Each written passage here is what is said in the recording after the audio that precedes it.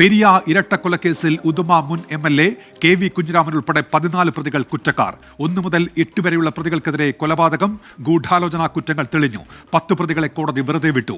കുറ്റക്കാരെന്ന് കണ്ടെത്തിയ 14 പേരിൽ 5 പേർ CPIM-ന്റെ പ്രധാന നേതാക്കളാണ്. കേസിൽ ശിക്ഷാവിധി ജനുവരി 3 പ്രഖ്യാപിക്കും. ഒന്നാം പ്രതിയും കൊലപാതകത്തിന്റെ മുഖ്യ ആസൂത്രകനുമായ CPIM പെരിയ ലോക്കൽ കമ്മിറ്റി മുൻ അംഗം A. പീതാംബരനടക്കം 14 പ്രതികളെയാണ് പ്രത്യേക CBI കോടതി കുറ്റക്കാരായി കണ്ടെത്തിയത്. 10 പ്രതികളെ കോടതി വെറുതെ വിട്ടു. 1 മുതൽ 8 വരെ പ്രതികൾക്കെതിരെ കൊലപാതകം, ഗൂഢാലോചന കുറ്റങ്ങൾ തെളിഞ്ഞു. 10-15 പ്രതികൾക്കെതിരെ ഗൂഢാലോചന കുറ്റം തെളിഞ്ഞതിനാൽ പ്രധാന പ്രതികൾക്കുള്ള ശിക്ഷ അവരും അനുഭവിക്കേണ്ടി വരും. ഉദുമ മുൻ MLA KV കുഞ്ഞിരാമനും കുറ്റക്കാരനാണെന്ന് CBI കോടതി വിധിയിൽ വ്യക്തമാക്കി. കേസിലെ പ്രതികളെ പോലീസ് കസ്റ്റഡിയിൽ നിന്ന് മോചിപ്പിച്ച കുറ്റമാണ് KV കുഞ്ഞിരാമൻ ഉൾപ്പെടുന്ന 14, 20, 21, 22 പ്രതികൾക്കെതിരെ തെളിഞ്ഞത്. 14 പേർക്ക് ശിക്ഷ കിട്ടിയിരിക്കുന്നു.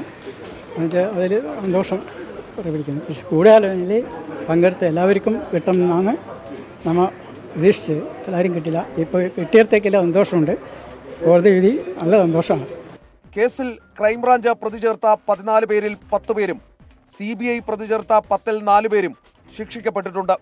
IPC 225 പ്രകാരം കുറ്റം തെളിഞ്ഞെങ്കിലും K. Manikandan, KV Kunhiraman, Raghavan Velutholi, KV Bhaskaran എന്നിവർക്ക് ശിക്ഷ വിധിക്കുന്നതുവരെ ജാമ്യത്തിൽ തുടരാം.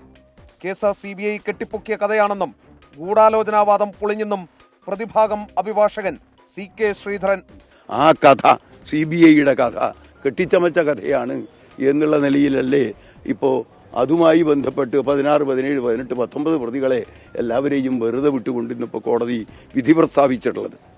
എറണാകുളം CBI കോടതി ജഡ്ജ് N. ശേഷാദ്രിനാഥനാണ് വിധി പ്രസ്താവിച്ചത്. ജനുവരി 3 കുറ്റക്കാർ എന്ന് കണ്ടെത്തിയ പ്രതികൾക്ക് കോടതി ശിക്ഷ പ്രഖ്യാപിക്കും. S. ശ്രീകാന്ത്, 24, കൊച്ചി.